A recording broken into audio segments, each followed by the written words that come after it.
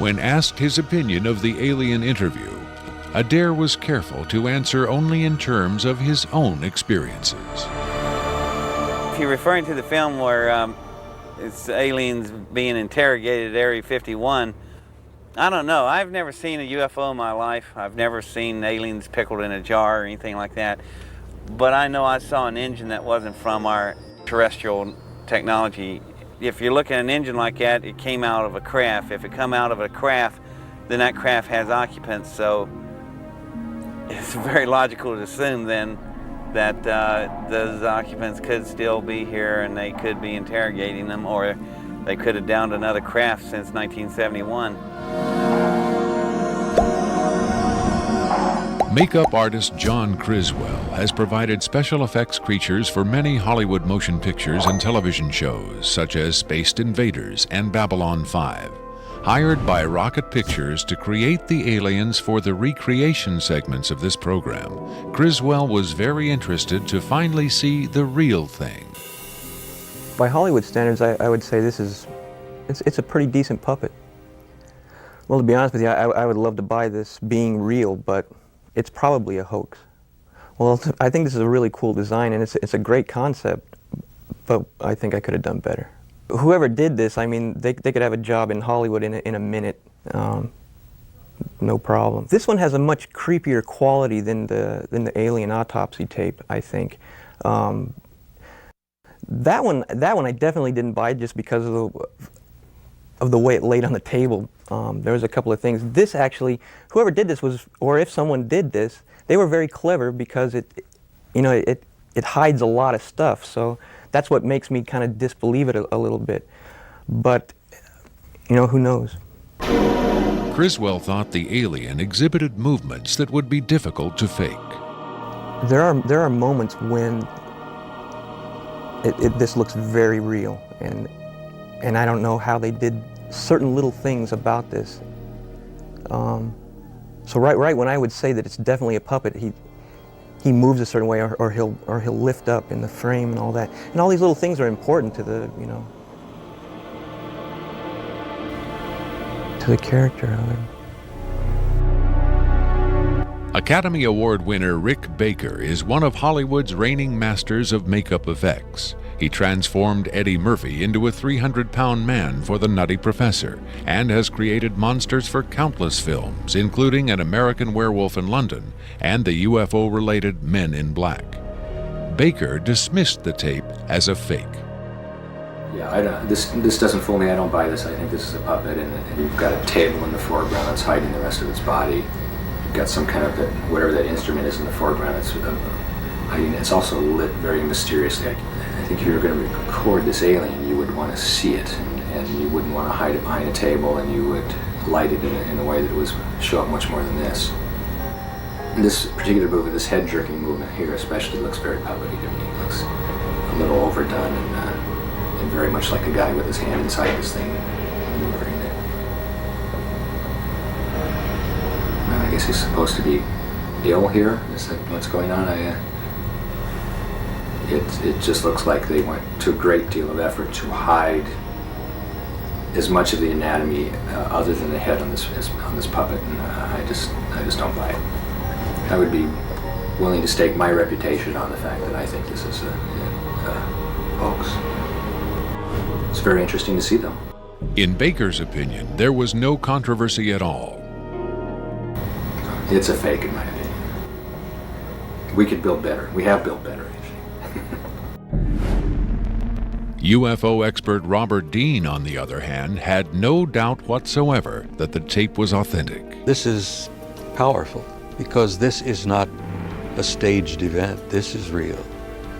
In the 1960s, Robert O. Dean served as an Army intelligence analyst at NATO headquarters in Europe, where he claims to have seen first-hand evidence of alien beings and their artifacts. Retired from the Army, he is now a highly regarded UFO researcher and analyst. Dean was asked to view the tape and offer his expert opinion. They're treating him like a piece of livestock, wiping his lips. Calling on his own first-hand experience for comparison, Robert Dean was stunned and moved by what he saw. That breaks my heart.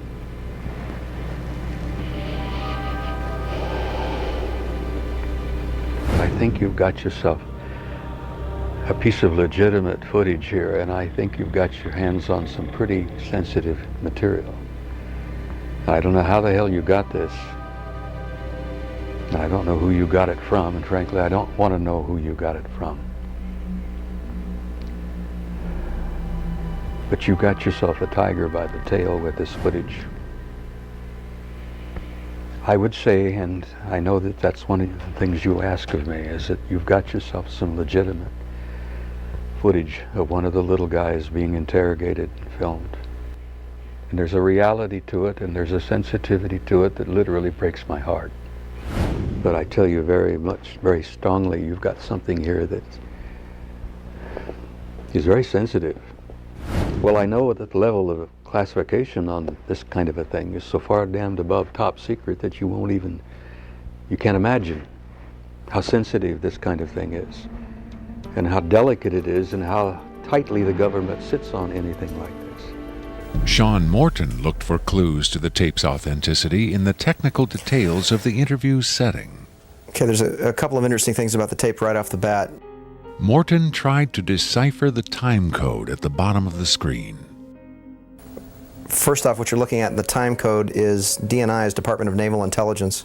So Department of Naval Intelligence, this would probably be a file number 27. It could be a security level, however, because security levels are supposedly go up to Q36, or the highest ones that we know about. The first interesting thing about that is that I'm noticing what looks like a medical monitor, and look at how slowly and erratic the heartbeat is. The heartbeat is literally 1, 2. It's very, very erratic, and it looks as though the heartbeat, being as erratic as it is only about, from counting that, it looks like it's about 30 a minute or so. Morton suggested an alternate explanation for the video's dim lighting.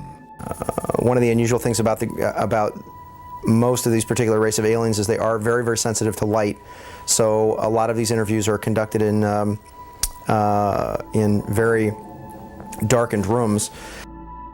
To Morton's eye, many features of this alien dovetailed with accounts of other first-hand contactees. Another strange thing about the physiognomy of these creatures is, as well, is if you will notice that the neck itself is not at the back of the head like a human being is. The neck is actually in the center of the head, which is what actually gives it problems holding its head and its neck up. Whatever this is, it's being taken, the interview is actually being done through a piece of glass, which is probably something somebody faking the photographs probably wouldn't think about.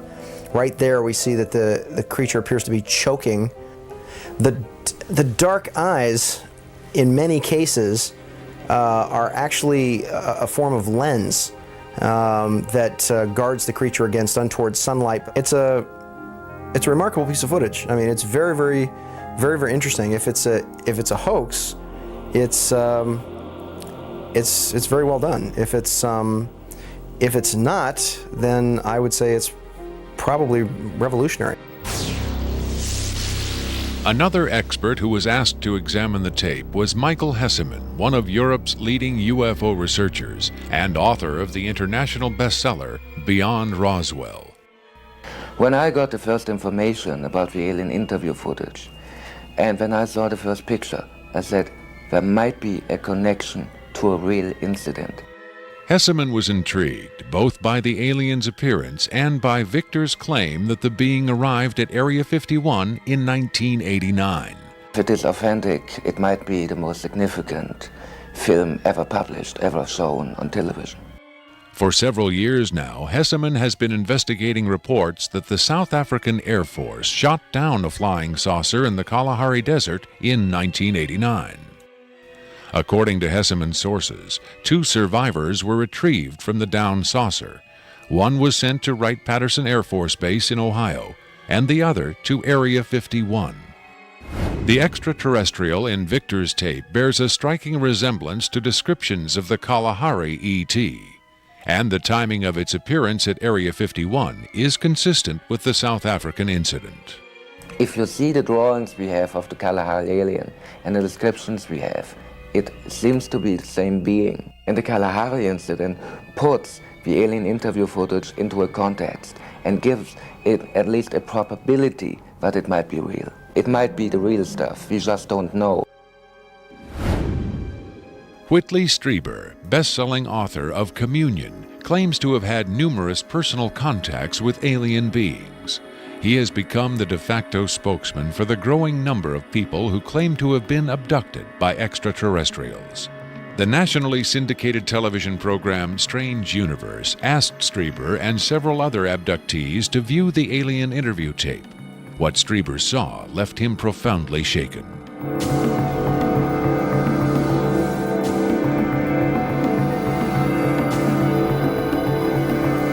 Strieber would not agree to be interviewed on camera for this program, but on Strange Universe, he had this to say.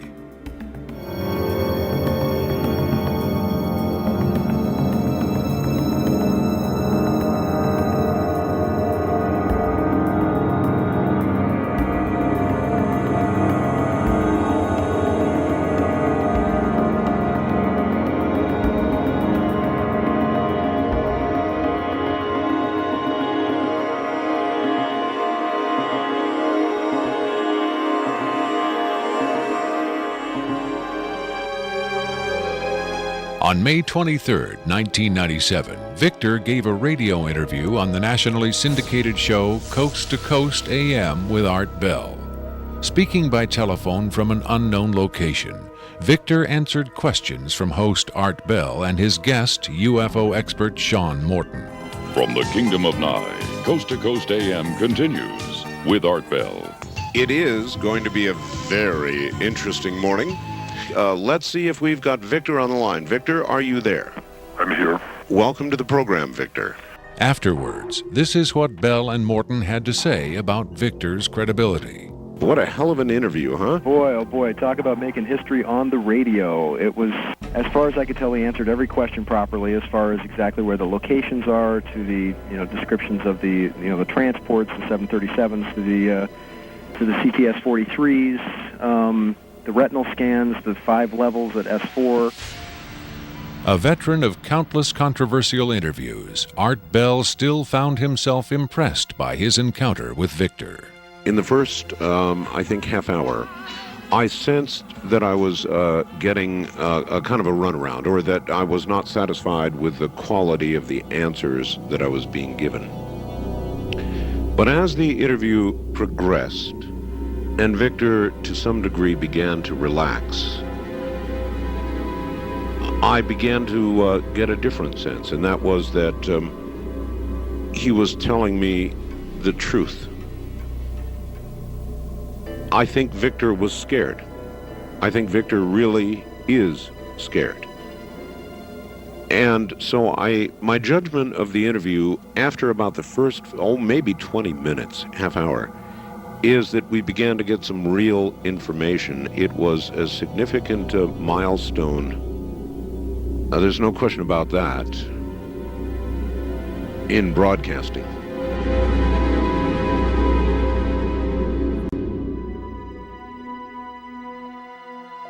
If the government has really been in contact with superior aliens, wouldn't we see some evidence of it? For instance, amazing new scientific discoveries. Limitless free energy? A cure for cancer?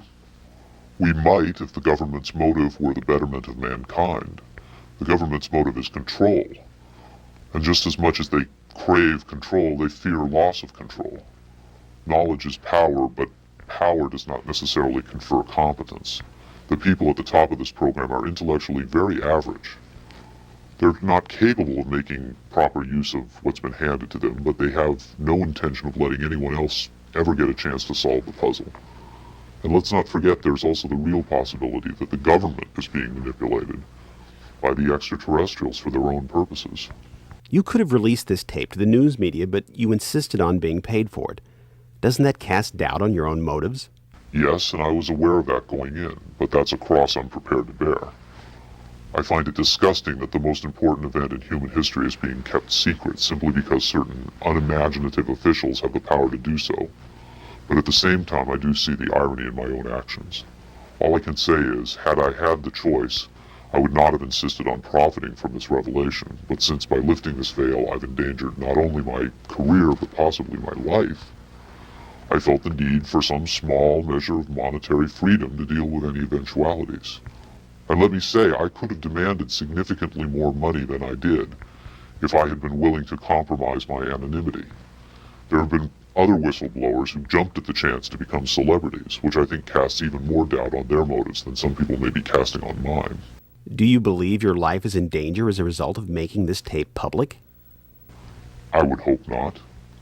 I would like to think my government is a little more civilized than that, but at the same time I don't intend to give them the chance to prove me wrong. At any rate, to a certain extent, I'm counting on being disbelieved. Obviously, they would like me to be perceived as a hoaxer.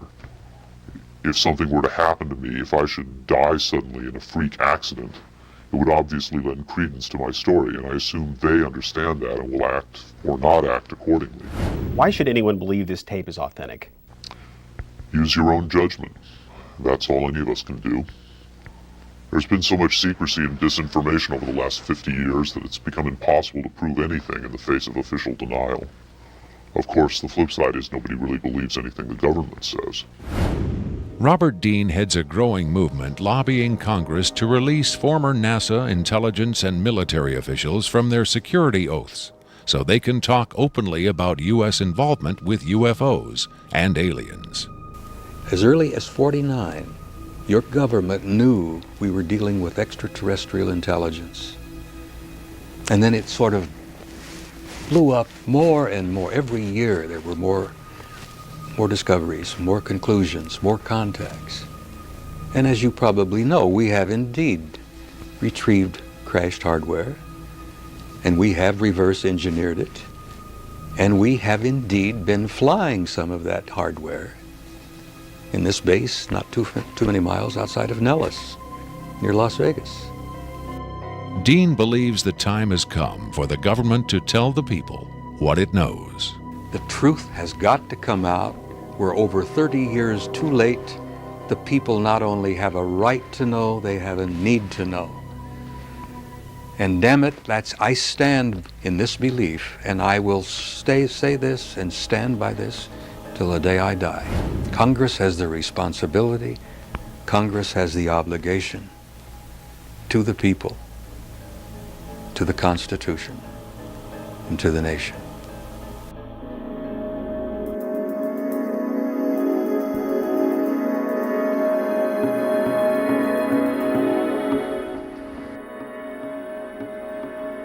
Did this alien die?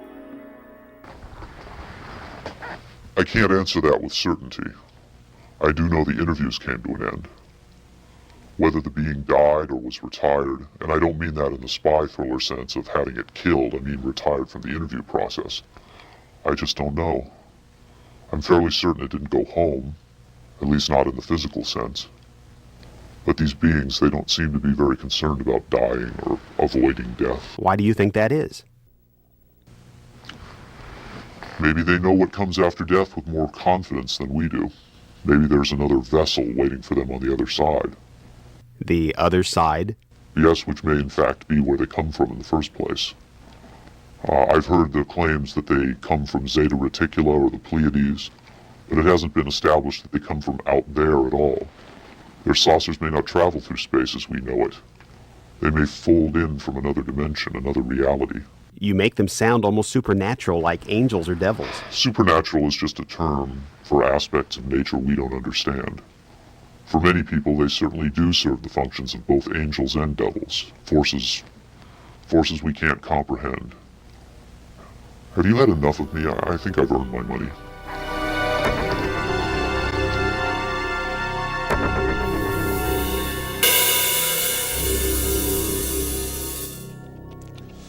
Is seeing believing?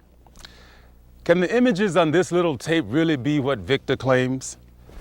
To even take the question seriously requires a belief in the possibility of wonder, a willingness to accept an almost unimaginable truth. It's far easier and safer to label it a hoax. I'm standing on Nevada Highway 375, America's official extraterrestrial highway, redesignated last year by the legislature in acknowledgement of the worldwide fame that has become attached to this desolate spot. Beyond those mountains is Area 51, the most widely discussed secret place on Earth. Whether as a hoax or mind-expanding revelation, this alien interview is now a part of the Area 51 legend. There will come a day when the secrecy at Area 51 ends. When that day comes, then we will know whether this tape was real and what the true motive was for its sudden appearance. Until then, we can only speculate, investigate, and hope.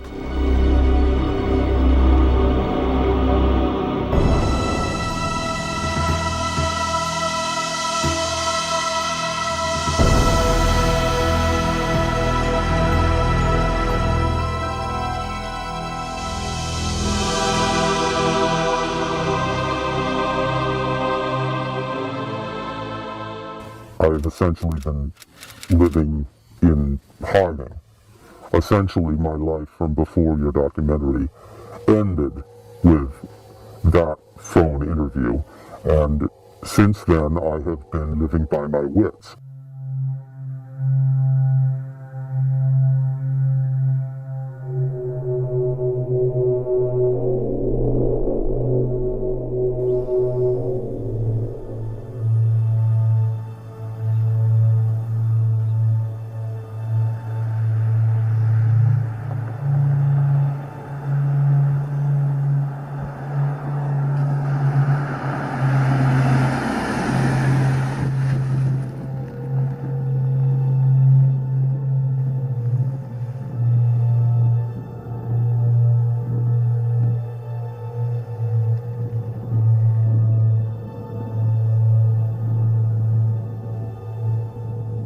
Two of you, two cameras. I was under the impression that it would only be you and your camera. All right, Victor, duly noted. But you did come to us Yes. and request this interview. Yes. And you did request money, which you've been paid. Yes. Per your insistence, it was just to be me. Yes. And I'm not a professional cameraman, so I did bring along a second cameraman to shoot some additional footage so we have something to cut to. Okay, on B camera? B camera set. Okay, here we go. So, Victor, here we are. Well, I must say that I never expected to hear myself called Victor again, or to find myself in disguise in front of a camera again. It's now been 11 years since we last conducted that interview. Yes, the Art Bell interview you arranged for me. In May 1997. As the interview progressed, I began to get a different sense, and that was that he was scared. I think Victor really is scared. That was a pleasant experience, I say with some sarcasm. Looking back on it now, 11 years later, you didn't want to do it. I did not want to do it on the day that I did it. You and that rocket man foisted it upon me after we had made an agreement for one on-screen appearance in your little documentary, and then somehow that agreement metastasized into an ongoing series of promotional appearances, which was not part of the agreement. You agreed to do that one phone interview with Art Bell Coast to Coast to promote the video at the time. Which was a live interview, and I had made it abundantly clear that I was not to be put in a position of revealing my whereabouts in a live situation. Again, Victor, with all due respect, you knew that the Art Bell show was live. You say that now, that's not how I remember it, but in any case, it's a thing of the past. Well, in any event, you contacted us for this interview. This situation has not been of my choosing. If I came to you and requested, as you say, in fact, I find that characterization insulting. I did not request to give you information. I offered you information. Yes, I did demand payment. payment. Certainly I demanded it, or I would not have been given it had I not demanded it. You are the businessmen. You are the filmmakers, the video makers, the documentarians. You and that rocket man, you have made whatever profits have been made over the last decade off of the... I can't think of a reason why I would want to be giving you information were it not for the money. Certainly any illusions I had that my information might actually spur the government have been sadly mistaken. It's been 11 years since I brought out that tape. What follow-up has there been? Who among these so-called ufologists, these self-proclaimed investigators, show me one of them that's demanded information about S4 under the Freedom of Information Act. Show me one of them that has seriously attempted to confirm or deny the existence of the alien interview program. All they care about is talking among themselves and making videotapes, making documentaries, promoting themselves. Do you at least feel vindicated that no one has conclusively debunked the tape? But the only vindication that I could imagine would be if the government finally revealed all that they know about these aliens. So are you saying that the internet truth seekers are not living up to your expectations? That is an understatement.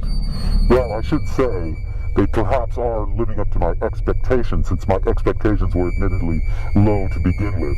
All the days in which people took Bob Lazar seriously, and who is that person in your documentary? That Morton character.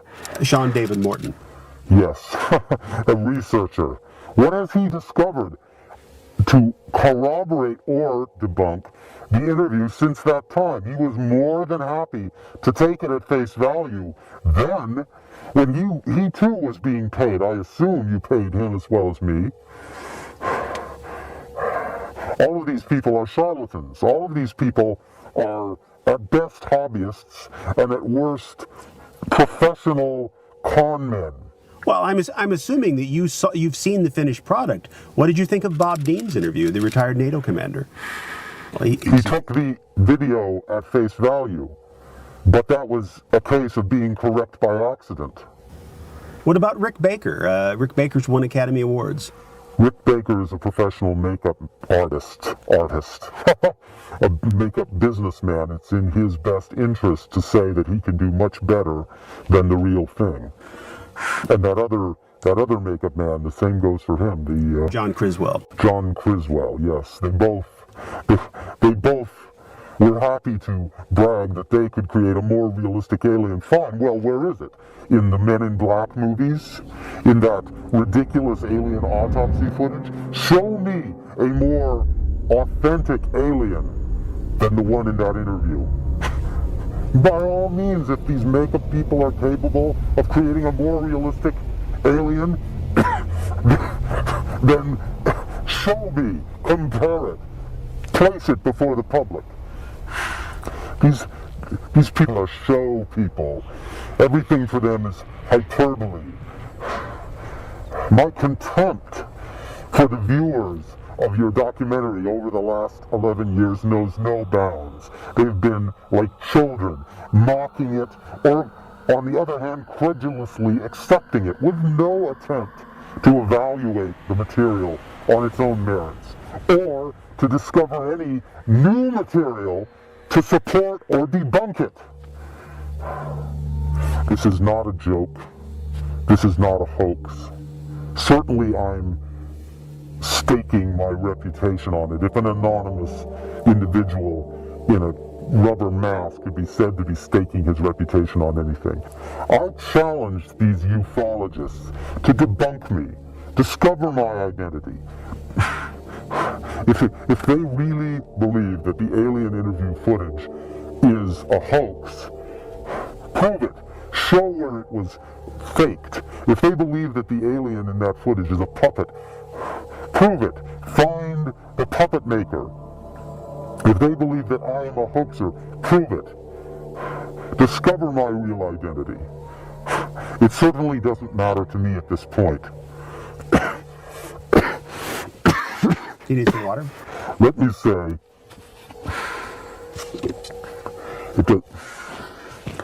no. And let us finish this.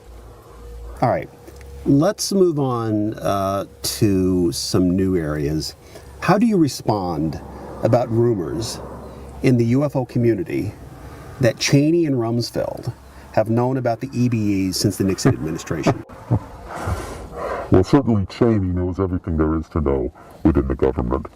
There's not much that is kept secret from the general public that Cheney does not know. As for Rumsfeld is a bombastic clown, but he has certainly shown quite a bit of interest in new technologies, shall we say. I will say this to those UFO researchers who seem to be sitting on their hands waiting for someone else to bring them information. If you do your research and discover where Rumsfeld was in the middle of March of this year, I think you will learn a few things that perhaps you would like to know. Would you care to elaborate? No, I would not care to elaborate, and I frankly don't think that you, the producers of this documentary, would like for me to elaborate. Do you think that President Bush has been kept up to date on our ET program, or that Cheney has kept all the information from him? President Bush, now there is a puppet. There is your artificial marionette. And no one seems to be able to identify him as an artificial president. Why should they be able to recognize a real alien when they see one?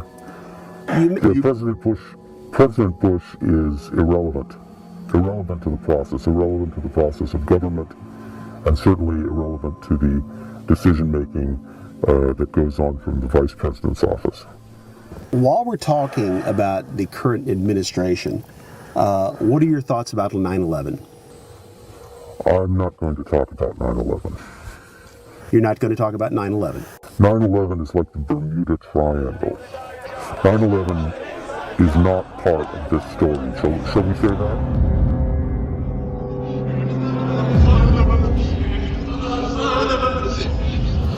Are the EBEs still at the base in Utah? The base at Utah. In the Art Bell interview in 1997, you alluded, I believe more than alluded, to the fact that the EBEs were moved from Area 51 which has been to the base in Utah. Yes. Are the EBEs, in your opinion, with your knowledge, are they still at the base in Utah? The EBEs, to my knowledge, are all, at this time, deceased, if you want to call it that. Before we go any further, I just want to say to you, not to your viewers, but to you, and to that rocket person, that this will be the last time you ever see me. This will be my last statement, bar none. And this time I can say that with conviction, because it seems that this container has reached its expiration date. I am apparently not long for this world. So, this will be my final testament.